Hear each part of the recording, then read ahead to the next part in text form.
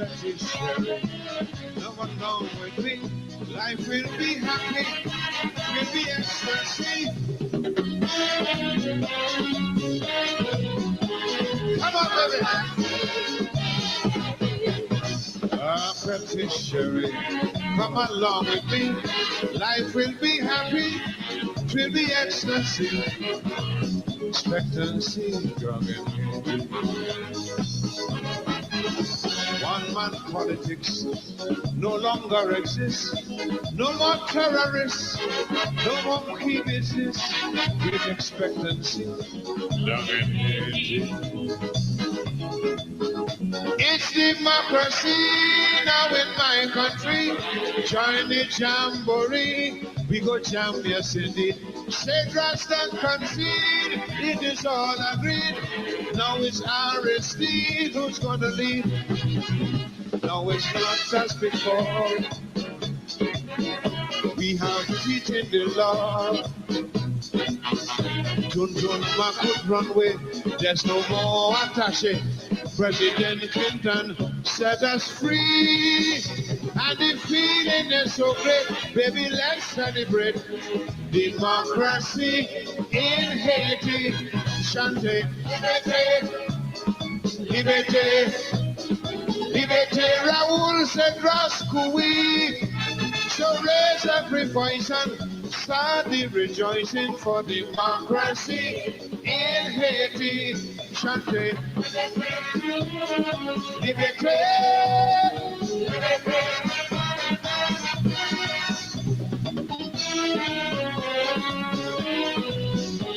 Democracy in Haiti.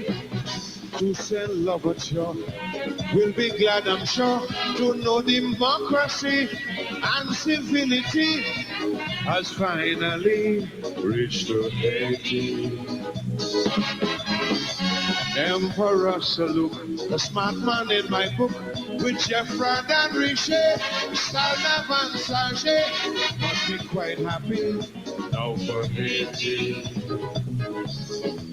But confidence you adore, Boris and Zamor, Bill Van Gullion Sam, man they plundered the land. In 1950, the Americans came in, establishing their own puppet regime. But now it's not as before. Self-respect will restore. We have no fear of rap.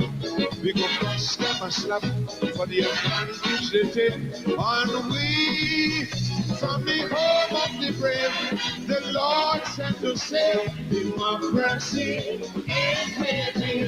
Chante, liberté, oh Aristide, liberté, liberté, people missing the glee. Samnan and Carter, we need me, they make them do the things for Haiti. Oh, God, for Aristide,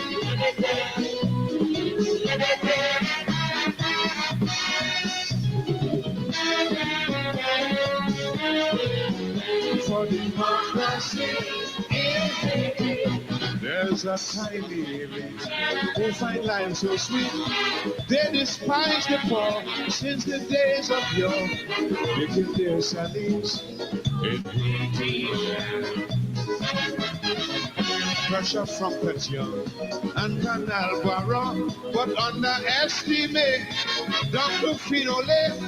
Was nice and easy down in Haiti. Pressure again began under the valley hand. The Tuntun Makut gang terrorized my nation. When Papa Duck was son, baby Duck had to run. Namphy was worse than Papa Duck and son. Now it's not just before. Coup d'etat nevermore. Michel Francois, me and me run away. We don't money in the treasury. High society lost their cool when we just wear a hole for democracy in Haiti. Chante, liberté, liberté, liberté from New York to Miami. There was men from all over the entire diaspora for democracy in Haiti. Chanted, liberté, liberté, liberté, people liberté,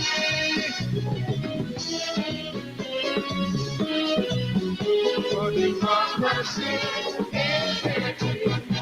We tried prayers enough, we tried voodoo stuff, but St. Ross wants to talk, me wants to rock, but still misery, young and pretty. Their atrocities was like a disease, but amnesty came in, they are scared the guillotine. Lucky take me flee, young and pretty. Then came Jambo Trump telling the nation, seek reconciliation, don't put tire around the neck. Vengeance, don't try to get honor and respect. Democracy is all we will accept. Now it's just as before. We have options galore. Everything's rearranged, the whole system is changed. Dictatorship's no more, you'll see. So from now on, sing or float, we'll be one man, one vote for democracy. Chanting, liberté, all our skin, liberté, liberté, the people in the glee. How will Satan and Carter make them sign the paper for democracy in Haiti? Chanting, liberté, liberté, liberté. Si c'est mauvais ou fait, c'est mauvais ou kawé. Si c'est bon ou fait, c'est bon ou kawé.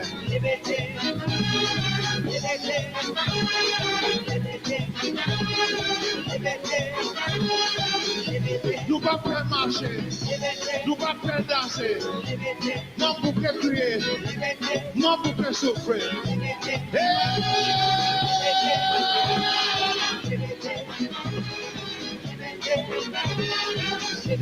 Il s'est fait pencher, il fait pas souffrir. Mon besté c'est pour Yota, papa bon Dieu n'a pas fait liberté, liberté, liberté, liberté, liberté, liberté, liberté,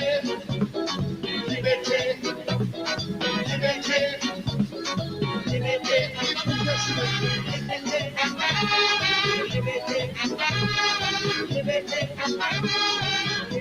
nous pas faire marcher, non faire passer, non pour que crier, non pour que souffrir.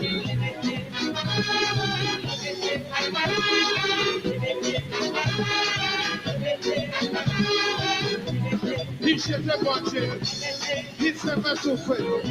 Mon besté c'est pour Yota, papa pense qu'à pas moi. Liberté, liberté, liberté, liberté,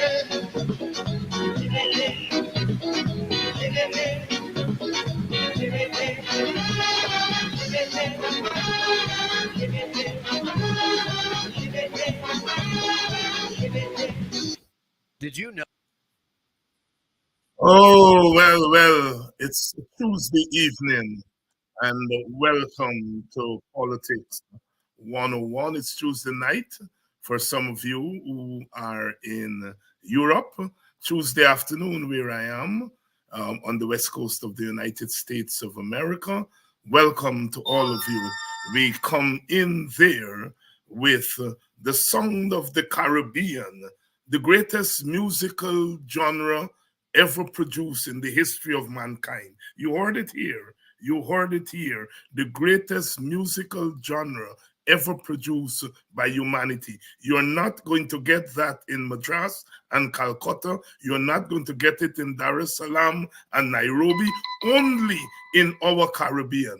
And you were listening there to the voice of the greatest singer, the greatest musical voice in the history of humanity, Slinger Francisco, born in Grenada, raised in Trinidad, grounded in Guyana, the greatest musical voice, not only of his generation, but of all generations. The incomparable mighty sparrow singing about Haiti, taking us, as we say in the Caribbean, back in time. There was a time when there were glimpses of democracy in Haiti, the time of Aristide, and their sparrow was celebrating that moment as Calypso does.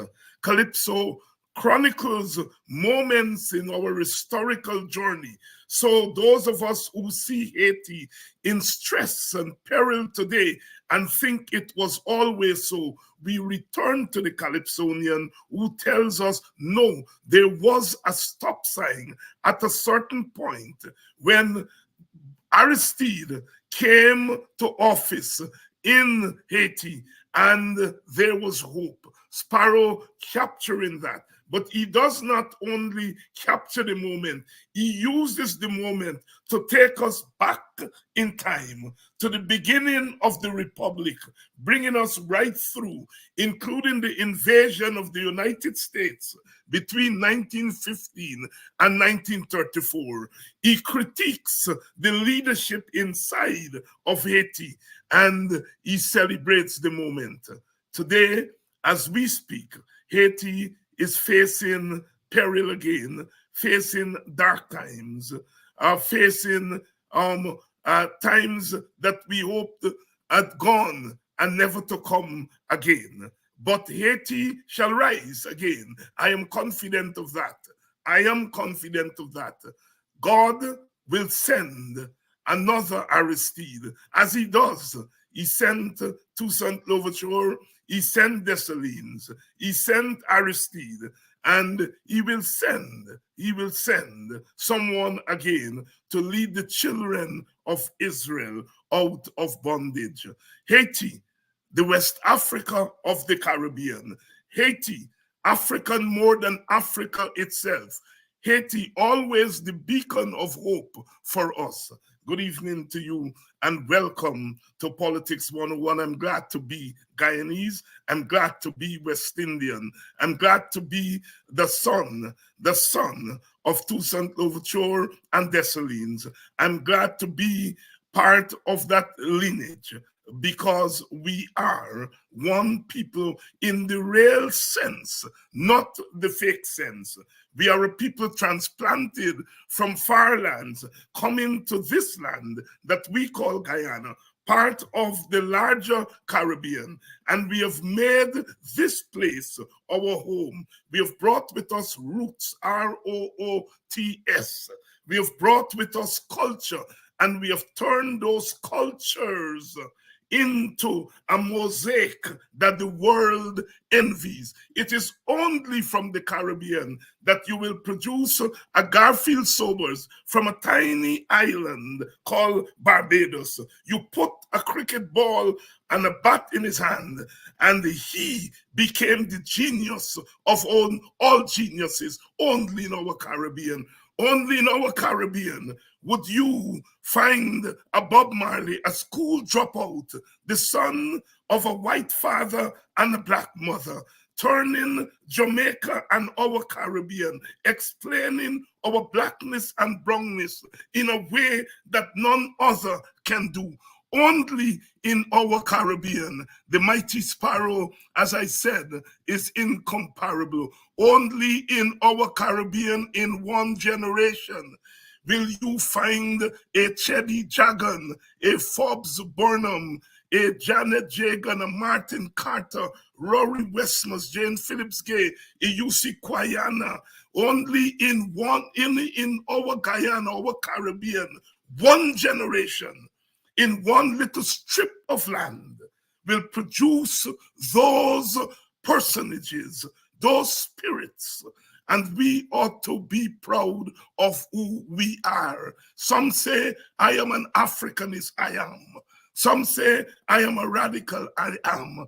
But I am a Guyanese. I am not giving that up to anybody, because what we call Guyana is a work that was fashioned by the hands of those who had the presence of mind to struggle to make it possible for you and me to be here today in 2024.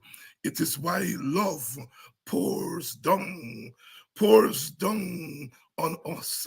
And it is that love that we take forward every day as we confront various fashions of oppression. And we have always beaten oppression. And we will continue to beat oppression.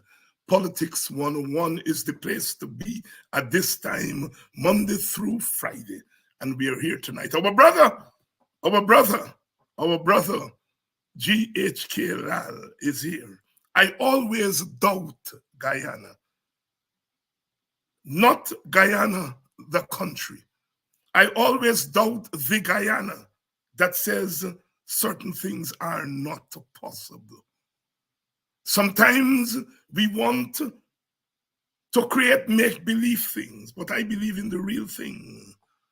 In the real thing, it is possible in our Guyana for African voices of reason and courage to capture the hearts of Indian Guyanese and Portuguese and Amerindians. It is equally possible for Indian voices to find a place in the cries of Africans, to the pleadings of Africans. That is the test of multiracialism. It is not when an Indian man and a black woman go on the stage and hold hands and hug and say, we are a ticket. That is not multiracialism. Multiracialism is when one can feel for others across the ethnic divide. And when those across the ethnic divide have the capacity to absorb the energies of someone from another ethnic group who cries with them,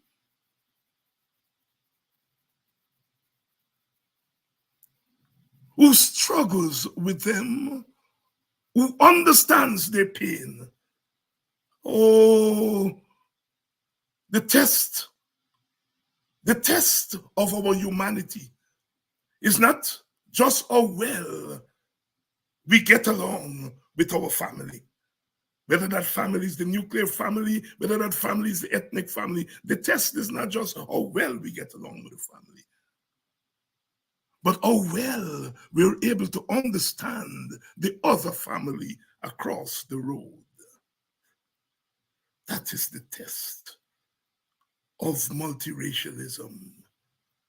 The ability to feel across the divide.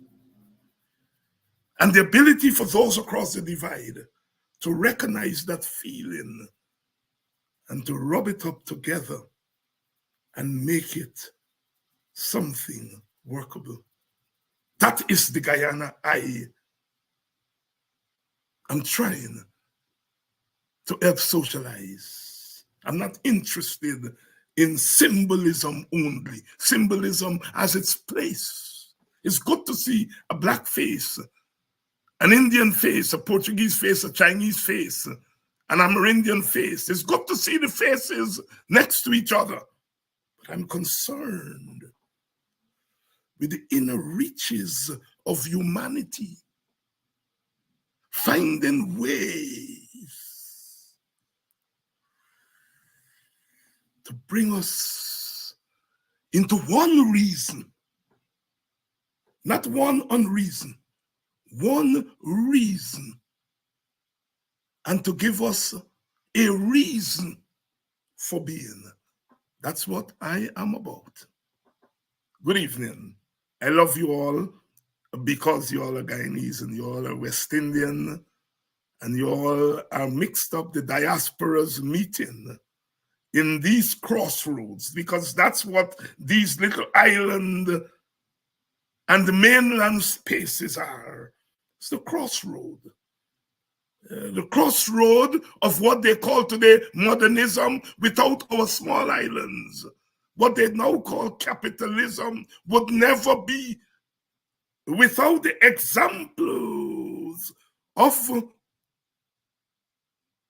our resistance in the plantation.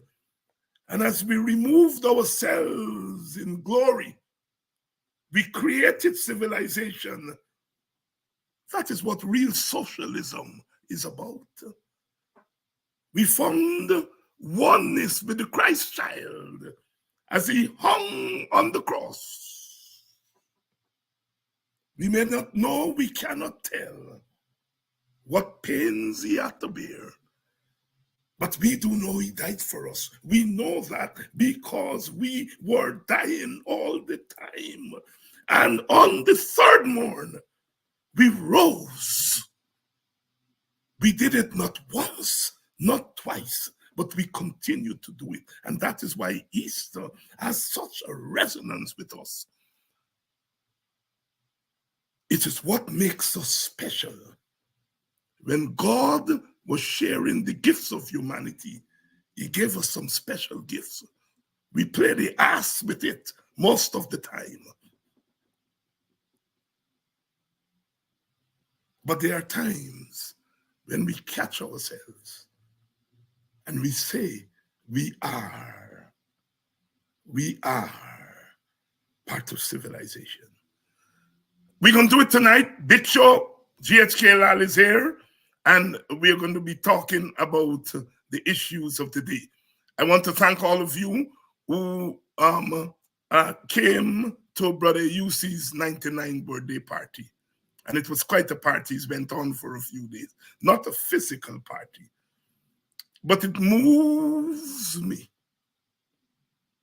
to read the words of young people, older people, people in between, paying homage to one of our own.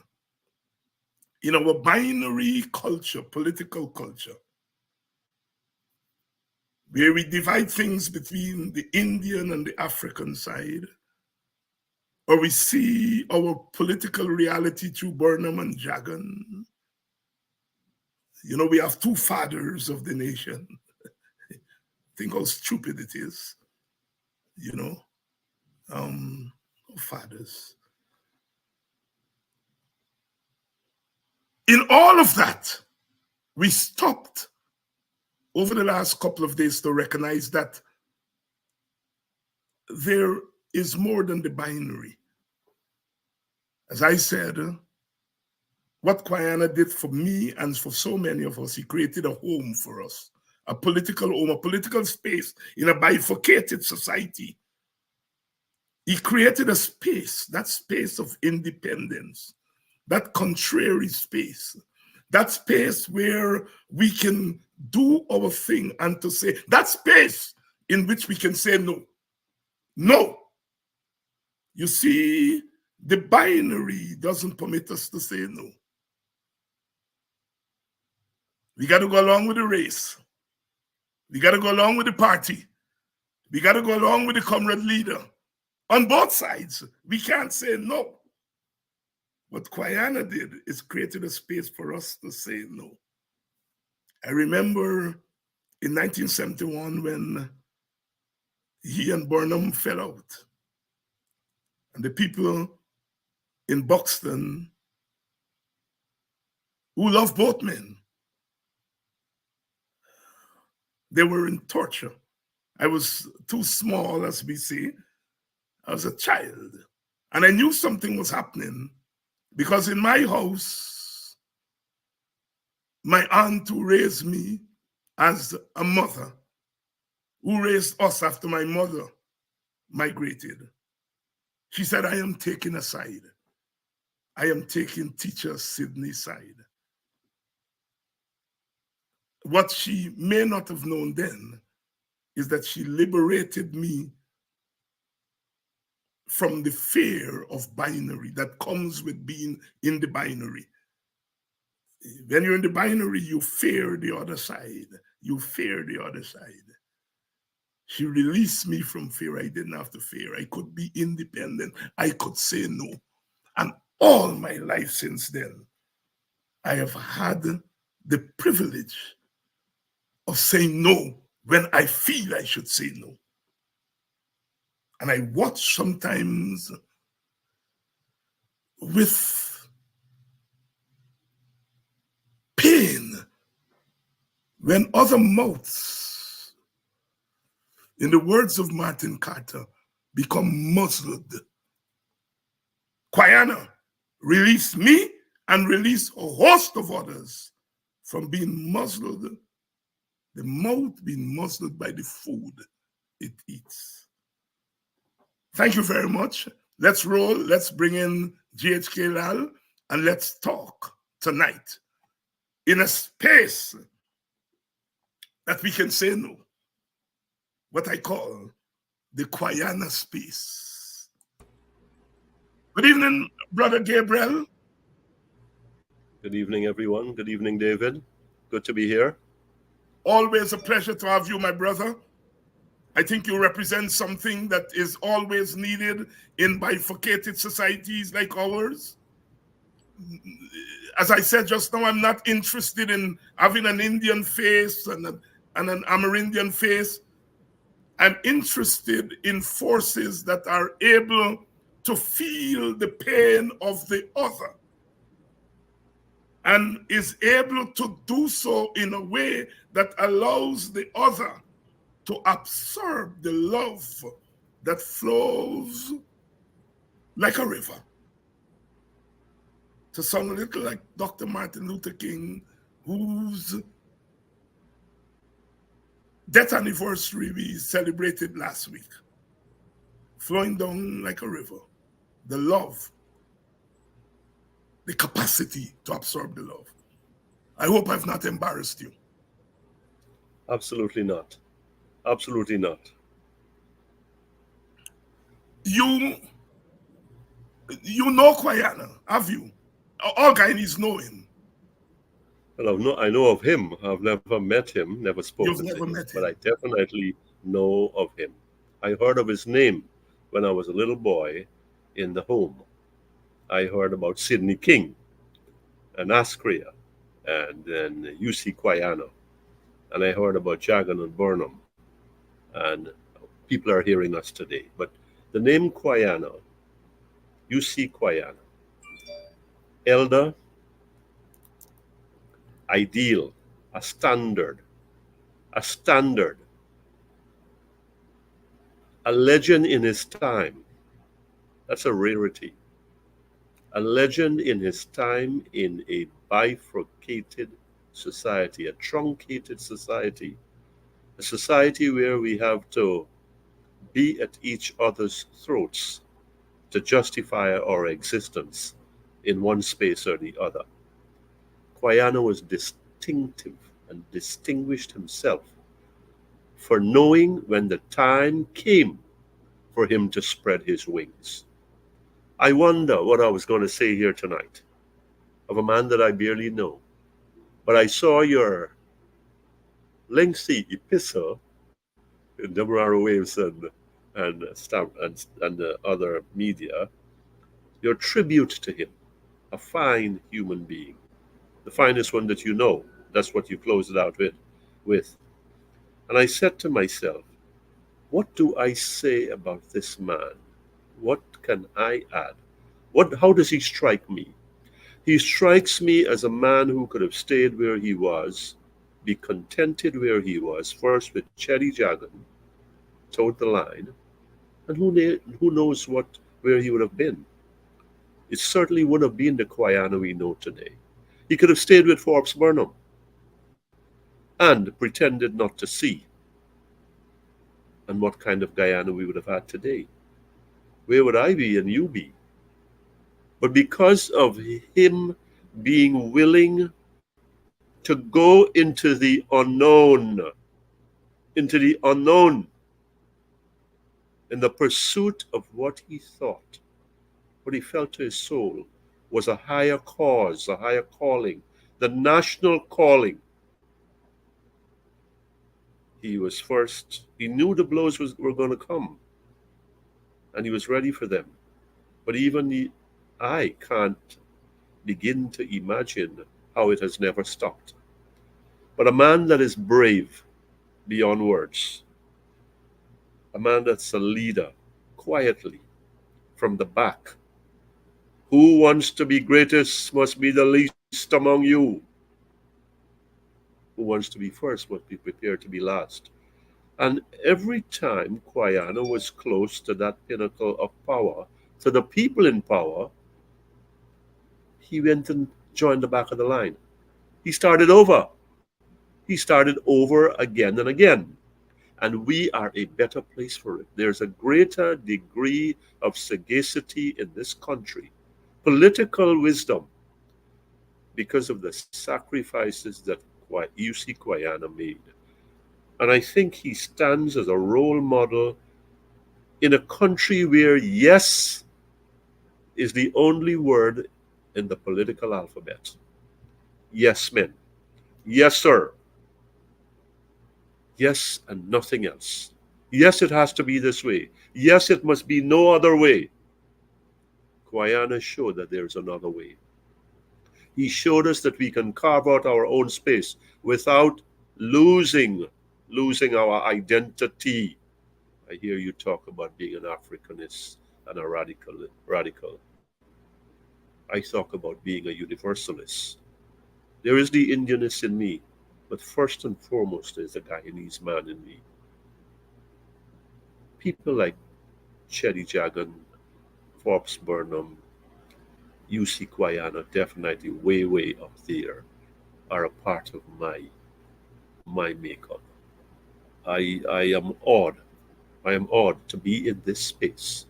I am awed to be sharing with my fellow Guyanese of a man of this caliber, from this backward place, this so-called backward place that oil has lubricated us into the attention of the world.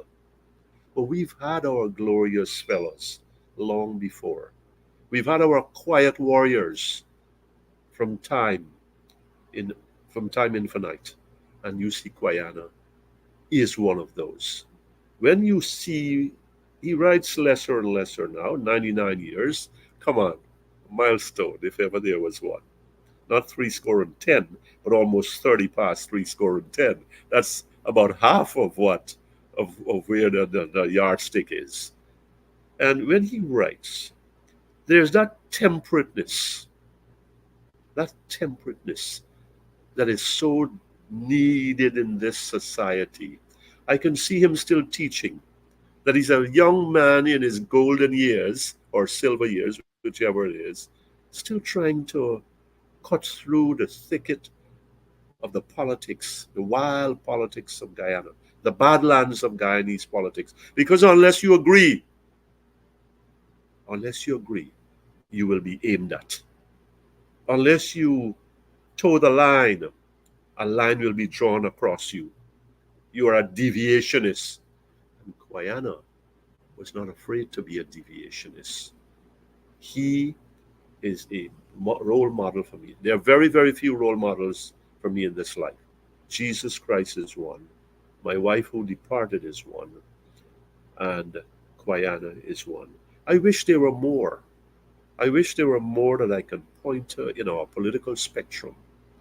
Our leaders, our national leaders who have got so much in their hands, who have got so much of the hopes and dreams and aspirations and the destiny of our fellow Guyanese. People who are not of voices like ours, people who are not of the context of ours, people who are not of the skills of the two of us and many more like us. Those are the ones, the majority, that need for people like me to speak and see no color, no class, no condition, no culture. What I should see is a fellow Guyanese man and woman, a brother and a sister. And nobody will take that away from me. Nobody took that away from UC Guyana. They like to try to pigeonhole him into a box. Oh, he was for this, and oh, he was for that. But look at the universality of the man. Look at the completeness of the man. And I see a man growing over the years, someone who was never and still is at 99 years of age, still is not static, still is not stuck in the past or in the bitterness of memory or in a hole from which he refuses to extricate himself. He extricates himself time and again and seeks to carry us along with him. My God, if you can do that and I can do that at a fraction of the level that he has attempted to do, then we will be men among men. We will be a man. We will be like Kipling, and is it Kipling or Wordsworth? If this was so, then this could be possible. Then this would have happened. If. Guyana was more than if. He was more than how. He was the one who tested the paradigms, the accepted truths that are stuffed down our throats, and said, well, what about this? And why not this? And how about if we go to that next level? So now in time, the old truths fall away, are proven to be fallible, and new ones come about. But at the end of the day, there's a core, and it starts with us being honest men. I keep pounding away at that before the president, before the vice president, before the opposition leader, and say, gentlemen, brothers, unless we have got that inherent and intrinsic honesty in ourselves, we ain't going nowhere.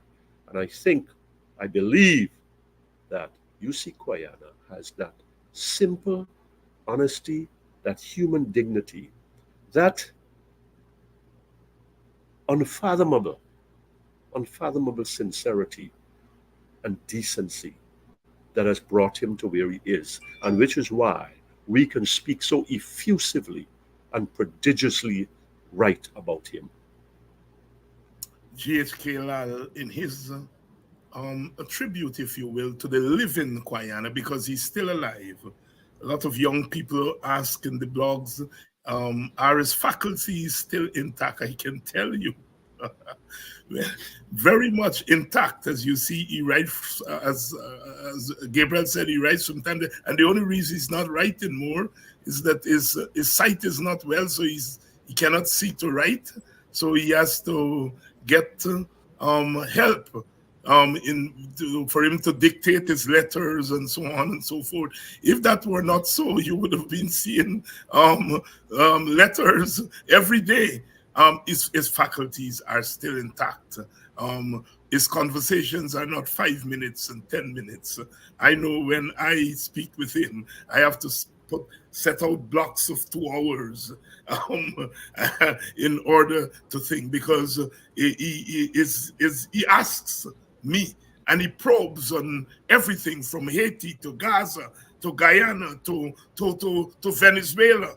He wants always to be probing. He hears that the company trench in Buxton has no water. He wants me to talk to him about that.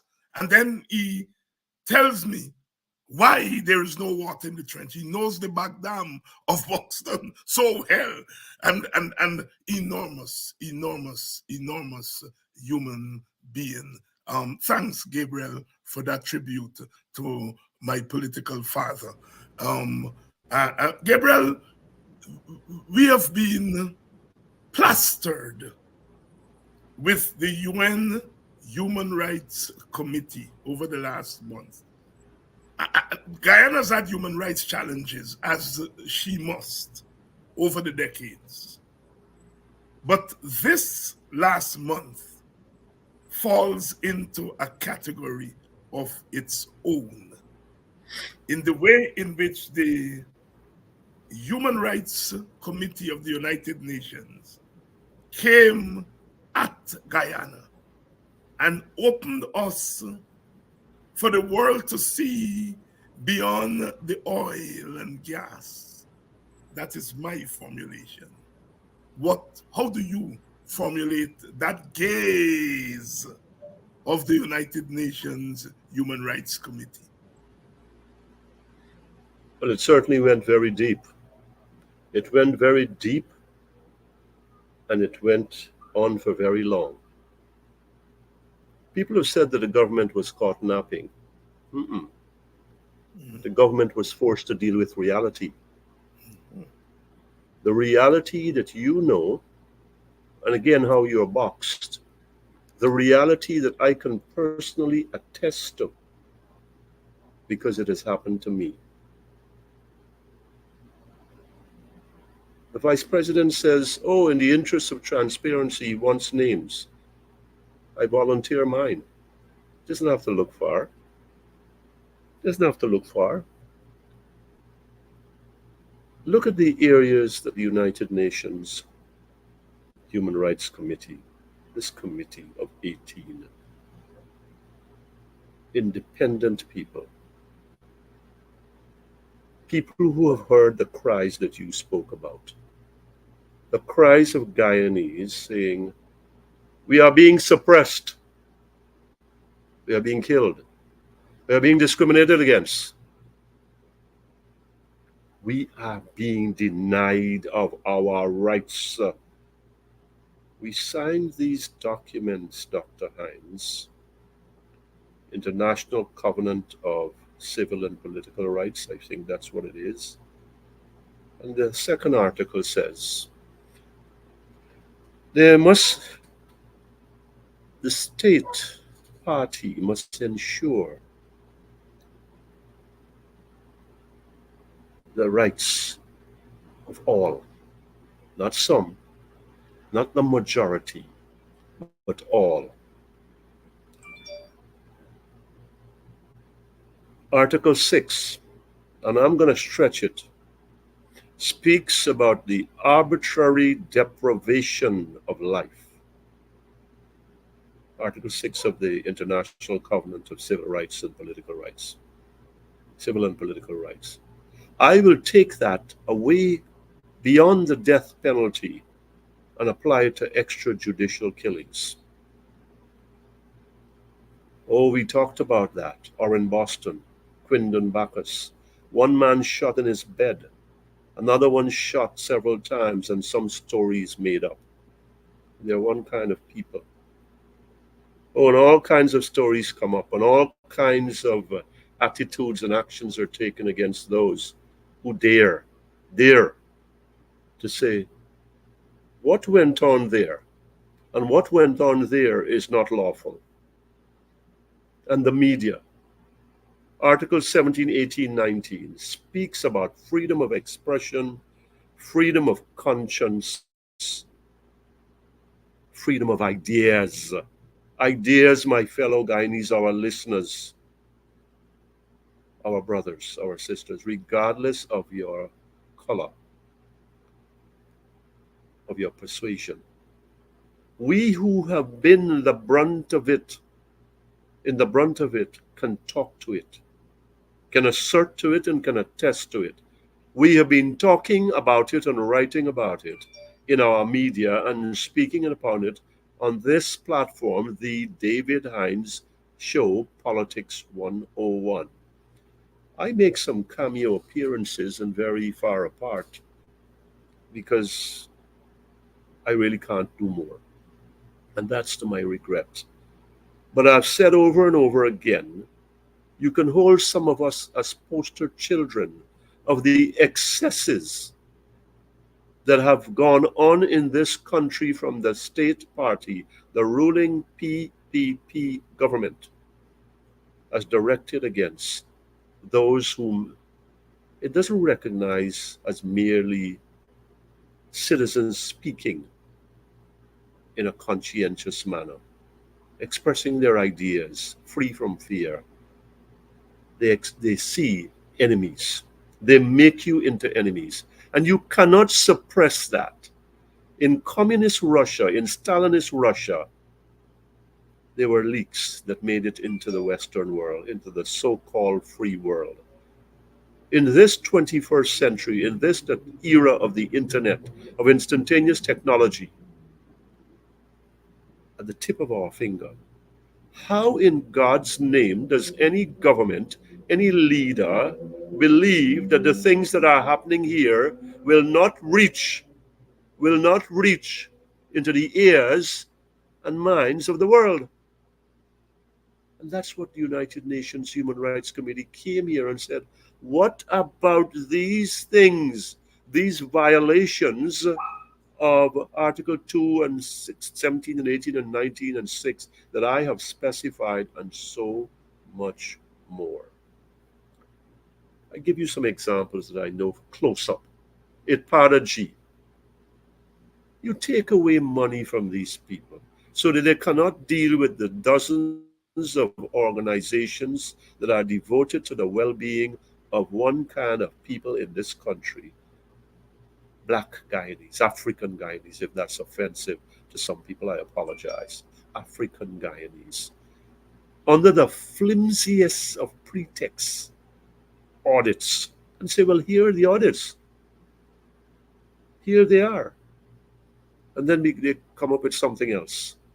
It's always the shiftiness, because you want to isolate, demonize, criminalize, and subjugate. And that's what happened there. You hear a voice like GHK Lall, and forgive me for referring to myself in the third person, and the first offense against nature is that an Indian man is speaking in this manner, not just for the rights of those across the demographic plane, but for all Guyanese. And when an Indian government is in power, that is anathema. That's a renegade Indian. That's a curse. So you single him out, and we will deal with you. And how do we deal with you? We vilify you. We revile you. We bear false witness against you. Go to your 10 commandments in Leviticus. The 10 commandments. Thou shalt not bear false witness. The vice president, a former president of this country, goes on his weekly show and says he hears rumors about this and that. You hear? How many persons heard that before you? That rumor, and you now find it fit to slander me by innuendo. And you think that the world will not know about this outside of Guyana, Mr. Vice President? You think, Mr. Shearer, that the world is not watching? That they don't see what I write and what other people write? And how they are dealt? Freedom of ideas, freedom of conscience, freedom of expression, freedom of thought. Article 17 or 18 or 19. Please don't hold me to that, but it's right there in the covenant that we are signatory to. These things are not just signed to as a matter of form. They bring obligations, Dr. Hines. They are not nice to have things. They're not, well, we have joined the crowd and we are part of this fashionable set. It's part of the process of nation building, of growing together, of what UC Guyana has fought for all of his life, what Cheddy Jagan and Forbes Burnham lived for in their own ways, despite their fallibilities. When we try in our little ways, in our minuscule moments, to carry that torch, we are singled out. Women in the media, for doing what? Asking questions that you have the greatest impatience with, and so you direct a stream of virulence at them? How will that be excused? Some people have said the government was caught napping and it didn't come prepared, didn't do its homework. I say to hell with that. I say, how do you prepare for something that is real, that something has happened, that's something that can only be addressed with truth? That's what the United Nations Human Rights Committee came about. When Guyanese, especially those who are held as adversaries to the government, are made examples of, who are denied of their fundamental civil and political rights, who are denied their right to speak, denied their right to live, denied their right to exist with dignity, decency, and what democracy ideals are all about. This is what the Human Rights Committee came here and told us about. Somebody sent me, it's here. I'm going to try to do this out of my head. The closing comments of the UNHRC. It says, yes, we have noted what the government has done, and we recognize that, and we salute that. But then go through the concerns. We are concerned. We regret. We are concerned and concerned and concerned in this area and that area: media, extrajudicial killings, corruption, investigation of corruption, allegations of corruption. You've got a framework. Yes, you do. You have got to strengthen that. And it's got to be independent and impartial and thorough and profound. You've got to have a national human rights commission and make it work. Don't people these things. Don't people these things. These meaningful things. These things that can make a difference in this country. Anti-corruption bodies, human rights commissions, media watchdogs, checks and balances. Do not subvert them by putting people in there who are only going to say, yes, sir. Tell me what you want to do, sir. How do you want to do it? Who's got to be squeezed? What human rights is that? What civil rights is that? What political rights is that? What human dignity that we signed on to, that we must ensure as a state party, as a government, as a society, comes to each and every citizen, whether it's the junkie on the road, and excuse that word, whether it's the richest man in this country, whether it's the one that is unlovable, whether it's the one that's detestable, he or she still have rights. And that's what you must fight for, Dr. Hinds, and what I must stand for, regardless of their color or their status or their knowledge. We must stand for that. If we don't have truth in us, I keep telling the leaders of this country, if we don't have truth in us, if we don't have honesty in us, then we have nothing. Thomas Huxley said a couple of centuries ago, and I will put this in my language. If we're going to stop immorality, we've got to stop lying. We've got to stop lying. And this country is littered with lies at almost every layer of it. That's what the Human Rights Commission came here about. What is all this story that we are hearing about, what the government dismisses and disparages as noise? It's not noise when an Aaron Boston is shot in his bed. It's not noise when I've got people in front of my house. It's not noise when you demonize me. It's not noise when you try to gut and it pada G. When you attack women, when you've got no self-respect as leaders, as a government, no class, when you stand for what is scurrilous, when you stand for what is coarse and crass and corrupt. People know. People have been writing. A number of us have dual citizenship. This is a this is a network world we live in. This is not the Dark Ages. And the People's Progressive Party and its top people have to come to grips with that and try to find ways to coexist with that by joining hands with those who want a better Guyana, as in trying to oppress those who say, why are we going down this road? That's what I've been saying to Dr. Jack Dale. I know he does not deserve the title, but that's how I can humble myself. Maybe even be a little untruthful to myself. And I don't like that. But I don't want to benefit at your expense. I want this country to be better because you are better.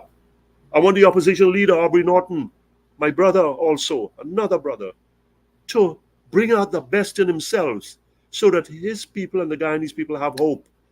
And I want the president younger. He must leave callow and youth behind him and become what this society demands today.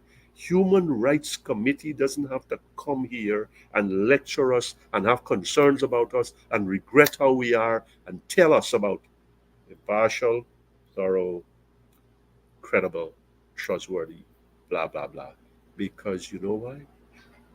We have made strides in every one of those respects. We are not, we've got huge gaps. Don't attack the messenger.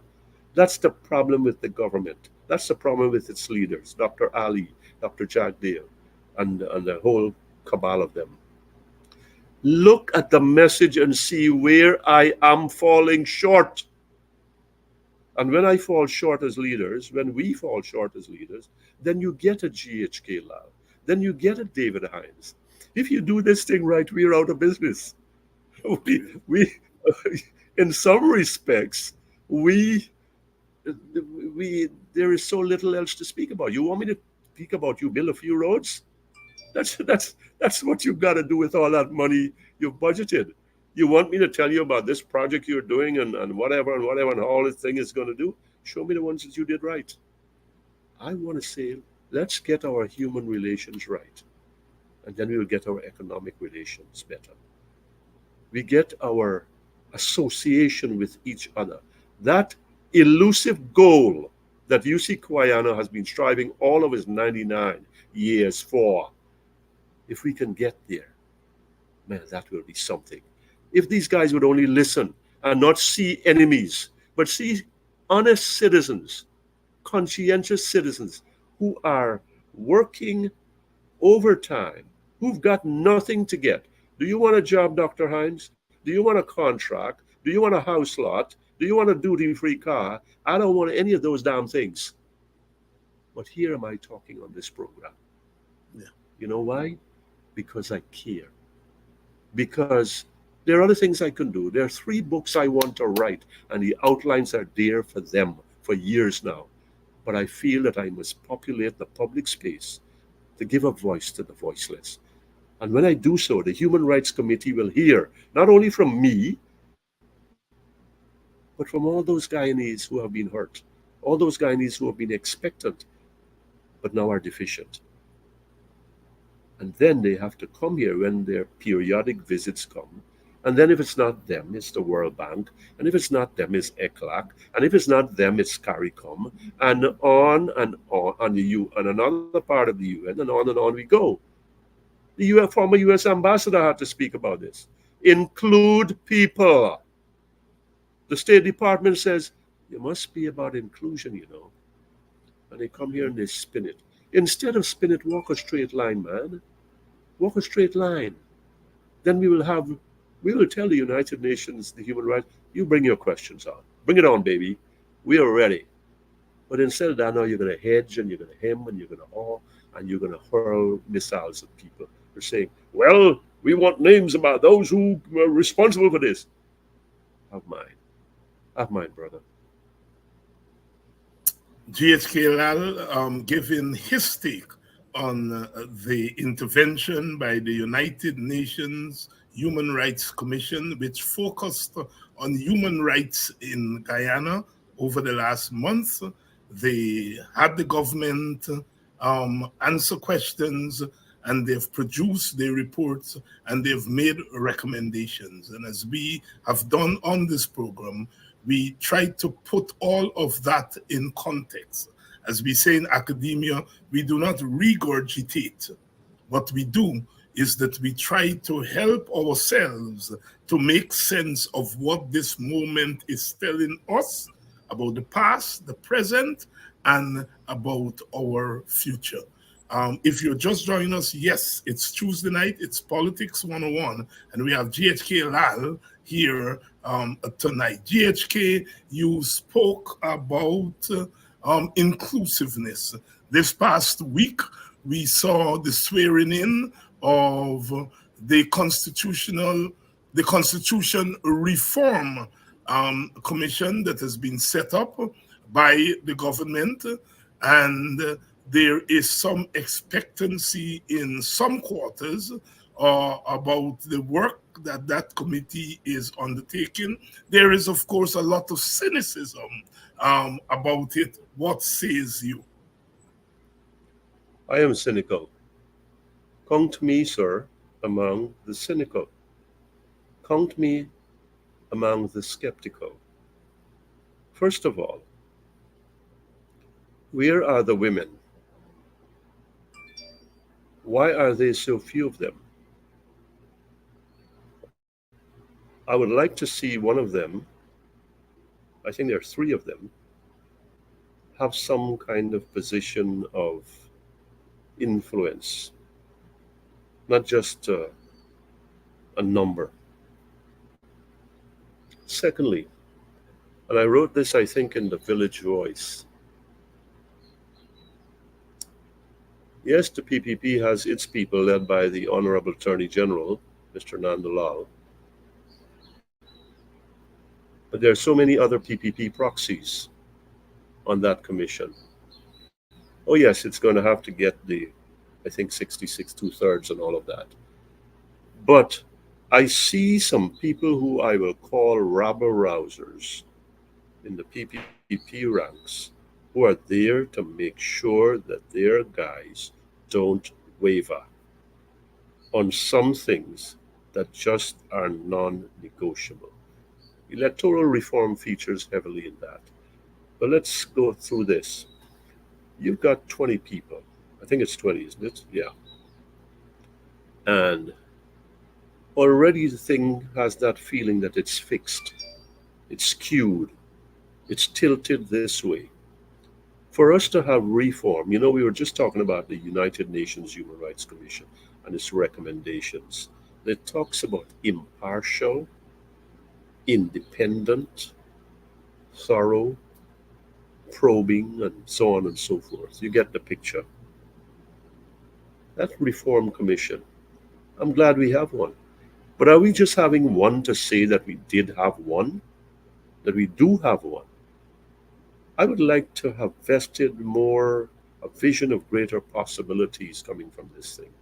And I'm going down on record now, at the beginning of April of 2024, that we'll be disappointed. I wish it was otherwise. That we could say, you know what, this thing has instilled some confidence in me because there are some trustworthy people in there. There are some trustworthy people in there, people I trust. And that's a very, very high bar. However, I see a lot of the partisan in there, and that there to me is poison to a commission that is supposedly, by name, devoted to reform. Reform, we've got to come with a clear head and a clean, unfettered mind. This is what we have. This is where our bottlenecks are. These are the problems we have encountered along the way, and which we must roll up our sleeves and be determined to cut through them and come up with more than compromises. We must come up with workable solutions that bring hope, that gives some sort of viability and continuity to the Guyanese people. Not to what I conclude is the interest of the ruling party. I see too much of what is going to come out of here that's going to be favorable to the interests of the ruling party. That's going to bring us right back to square one. I for the third time, fourth time, I regret that from this get-go, that the optimism that I should have is just not there. You've got some people that are going to hold their brothers in line. No, you can't go there. You can't touch there. Remember where we started out. Remember what's our blueprint. Remember what's our minimum our baseline. We cannot go into new territory. Reform is about new territory, Dr. Hines. Reform is about going to where we should go because it gives us an opportunity to grow. It gives us an opportunity to rise and find ourselves. I don't see this coming out of here. On the issue of yes, human rights and Amerindian rights and so on and so forth, those are all lovely things. Electoral reform, if we can't get that right, and it's about the same winner takes all system, it's dead. And I do not see how there's going to be a deviation in the heads of the PPP that, well, we've tried this thing for 60 years and so on and so forth. Or, yeah, over 60 years. And it really has gotten us nowhere. We don't want to hear, oh my God, we don't want to hear, well, when you are in the opposition, you want this. And when we are in power, then we should be doing this. It's bigger than that. It's bigger than any one political party, any one section of the demographic of this country. If we're going to have reform, we have to be about what's national in scope, what's national in implication, what's national in result, what's national in possibility before we can get to what is national in result. Oh, look, this is a long road and it's going to be an uphill battle. But if we go into this thing, and I don't think that we have started out this way, with authenticity in our heads, in our thinking, that look, we must take this opportunity that we've waited for so long to sift through the quicksand. Oh yes, it can threaten to suck us in, but to sift through it, part through, and try to get to that native wisdom that will benefit this country as an electoral entity, as a societal, as a polity, as this body of people.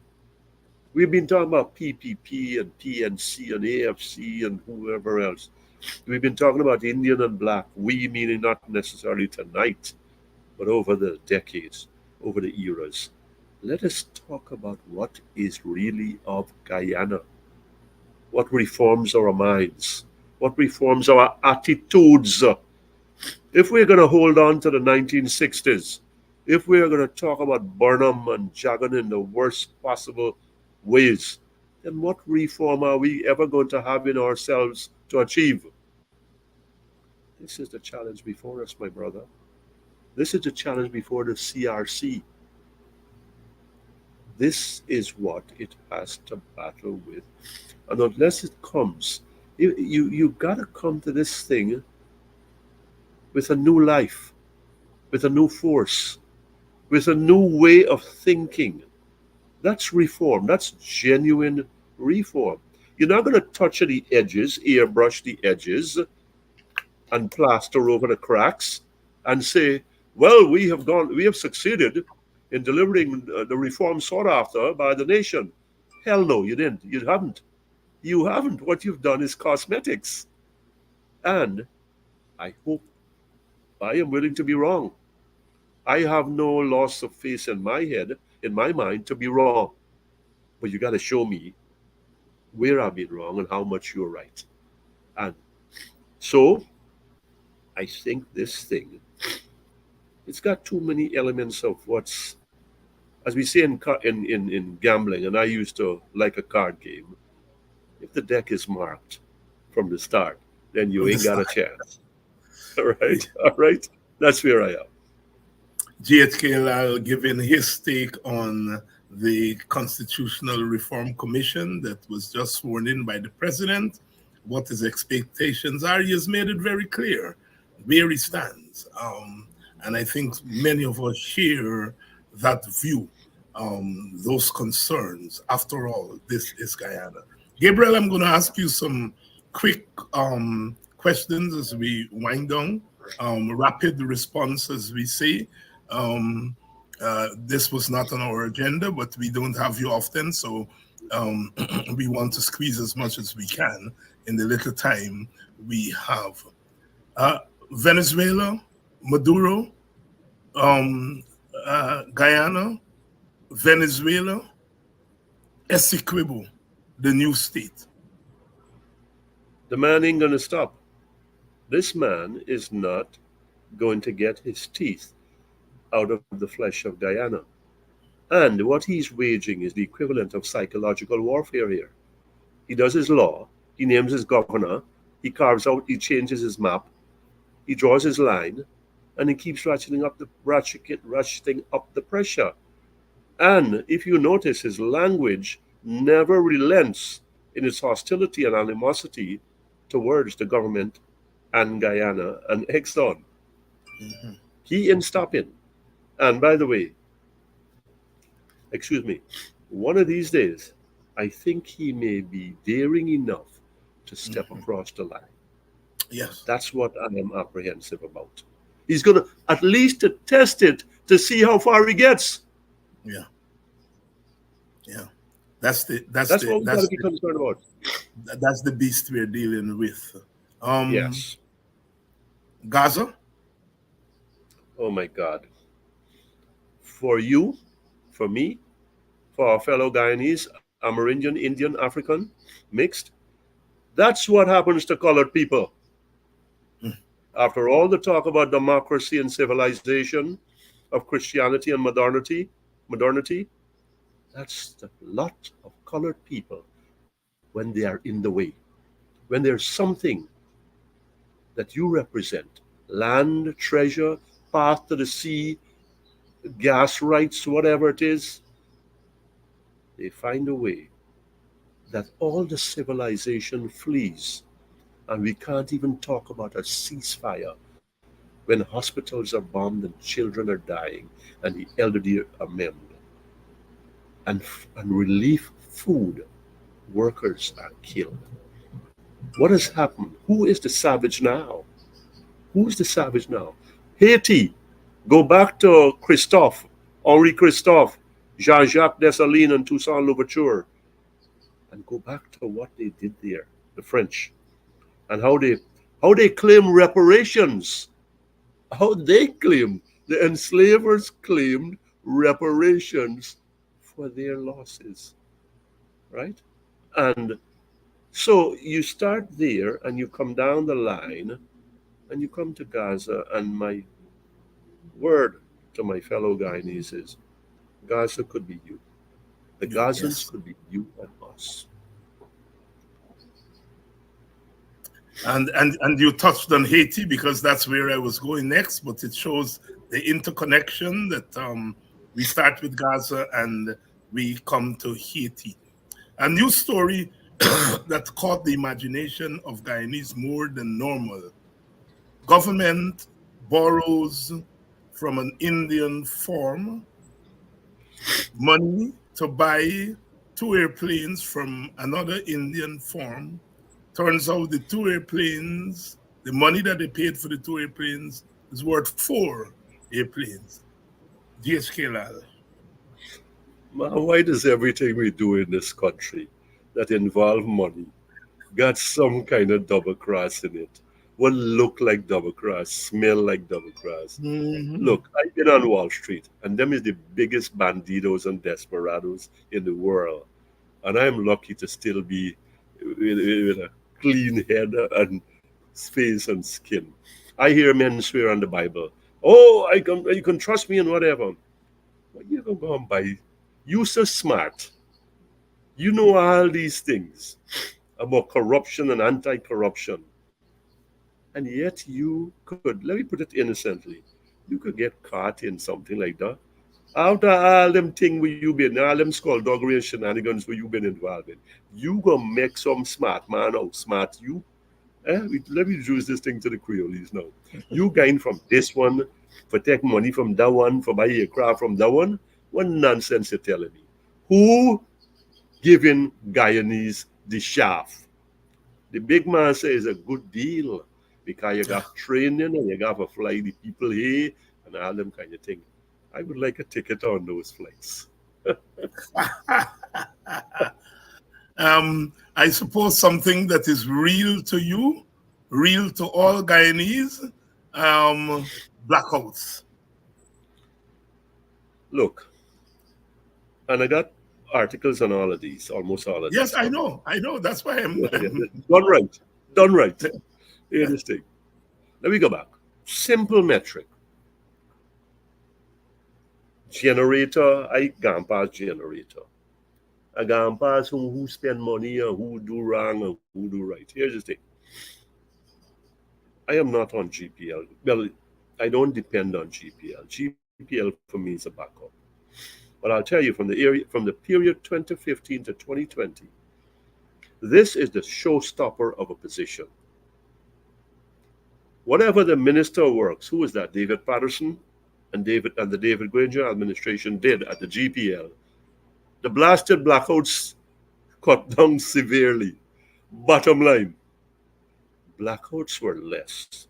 And when they came, they were shorter. Don't ask me how they do it.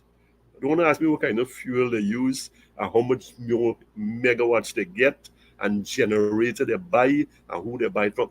Bottom line, what from me as a consumer and you as and the Guyanese as purchasers of electricity, blackouts were less from the period 2015 to 2020. I don't worry about who inherited what and who left. And I met Mr. Albert Gordon several times, and the man knew what he was about. That man knew what he was about. Let me go to the little administrative thing. You yourself say a banner name, we name Bharat Dindyal. See, Mhm. I understand he's not too well now, so we pray for him. He's a brother. I understand he's no longer. But in the 2015, your report done in 2014, your report, you, Mr. PPP government, said that demand performed below expectations. You can't have below expectations in a marginal organization, Dr. Hines. You cannot. You don't have that luxury. That man has to come and deliver above it. And yet, when the government went out, the coalition, you're going to bring back the same man. Who are you looking for, do, buddy? What are you looking to give to the Guyanese people other than mediocrity, other than the same old story? Now you bring another banner and you put it there, and he's some head or something, and we blackouts one day. I can't remember it was Pago Day, but it's them Spita holidays. I there here and I hearing the ministry generator command 1 hour and change it 2 hours, 3:44 to wherever 5:44. 3 minutes later, I'm coming back, gone again. In the afternoon, and the same thing. I said I should write about this, I held off. I see a big full page ad from the GPL. Hey, listen, at so and so time, this is what happened. And we blah, blah, blah, and grid and BIS and whatever. Here's the story. In the 4.5 years of the Granger administration and David Patterson's oversight of the GPL, we had less blackouts. We didn't have oil money then, comrade.